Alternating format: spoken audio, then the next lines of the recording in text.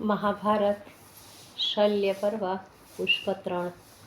उधर नकुल ने स्वर्गीय कर्ण के पुत्र सत्यसेन, चित्रसेन और सुरेश को मार गिराया और सहदेव ने शल्य के पुत्र को यमलोक भेज दिया। इस समाचार से शल्य के क्रोध की सीमा न रही।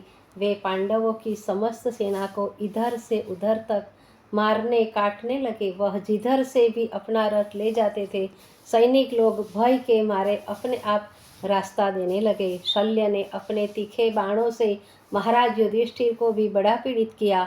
युधिष्ठिर को शल्य ने से युद्ध करते देखकर भीम उनकी सहायता के लिए आ गए और गदा लेकर बड़े वेग से आक्रमण किया। तब शल्य भी गदा लेकर भीम के सन्मुख आ डटे। दोनों में तुमुल युद्ध होने लगा, लेकिन थोड़ी ही देर में शल्य का बल पराक्रम भीम के लिए असह्य हो गया और वे रणस्थल को छोड़कर भाग गए।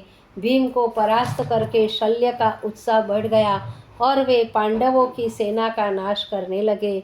इस बार उनका पराक्रम देखकर धर्मराज युधिष्ठिर ने प्रतिज्ञा की कि आज या तो मैं शल्य को पराजित करूंगा या उनके हाथ से स्वयं मर जाऊंगा।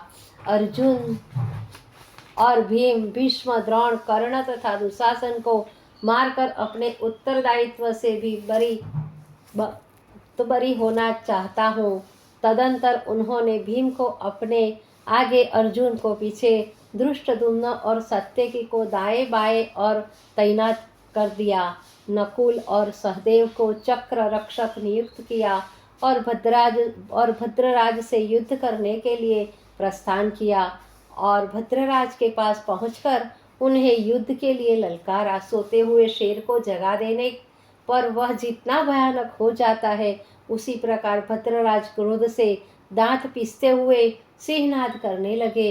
इतने में ही शल्य ने एक तीक्ष्ण बाण से युधिष्ठिर का धनुष काट डाला। इससे युधिष्ठिर को बड़ा क्रोध आया और उन्होंने कई बाण मारकर भद्रराज के सारथी व रथ के घोड़ों को मार गिराया।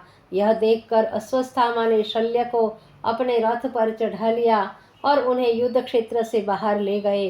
पांडव सेना आनंद से सिंहनाद करने लगी।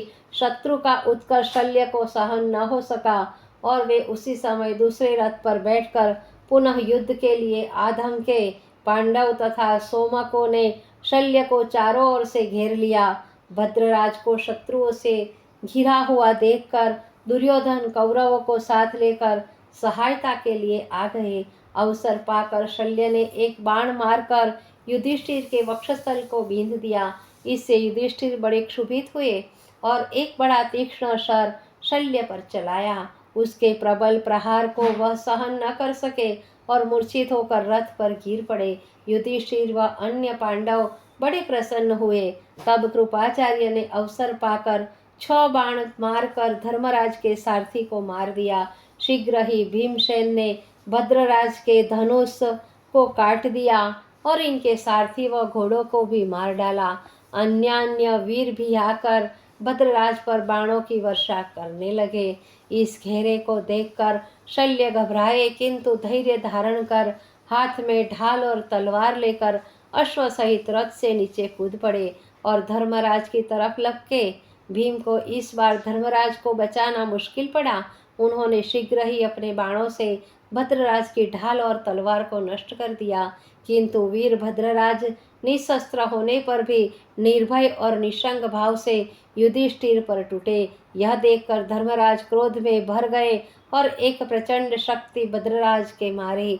इस शक्ति इनके लगते ही उनका प्राणांत हो गया। इस पर कौरव पक्ष का चौथा सेनापति भी वीर गति को प्राप्त हुआ।